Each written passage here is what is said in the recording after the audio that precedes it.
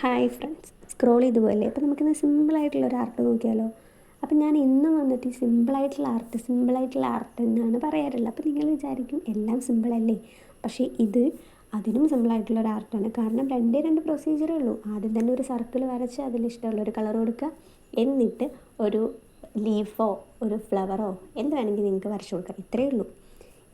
ഇങ്ങനത്തെ ആർട്ടൊക്കെ നമ്മൾ വാളിലൊക്കെ വെക്കാൻ ഭയങ്കര അടിപൊളിയായിരിക്കും. കാരണം ഒരു ഫ്രെയിമൊക്കെ ചെയ്തിട്ട് ഒന്നും കൂടി ഭംഗിയായിട്ട് വെക്കുമ്പോൾ ആ വാളിന് തന്നെ എന്തായിരിക്കും ഒന്നും കൂടി അട്രാക്ഷൻ ലുക്ക് കിട്ടും.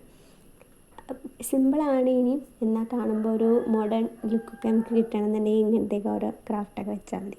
പിന്നെ ഇതൊക്കെ വരയ്ക്കുന്നത് എന്താണെന്ന് വെച്ചാൽ എനിക്ക് ഒരു ഒരു പ്ലഷർ ആണ് ഇതൊക്കെ വരയ്ക്കുമ്പോൾ, അതിന് വേണ്ടിയിട്ടാണ്.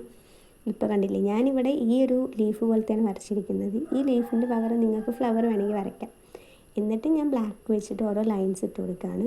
ഇതൊന്നും കൂടി ആ ഒരു ഔട്ടർ ലെയർ, മീൻസ് ആ ഒരു ലീഫിൻ്റെ ഭാഗം ഒന്നും കൂടി ഡാർക്കാക്കി കൊടുക്കുകയാണെങ്കിൽ കുറച്ചും കൂടി കാണാൻ ലുക്കായിരിക്കും.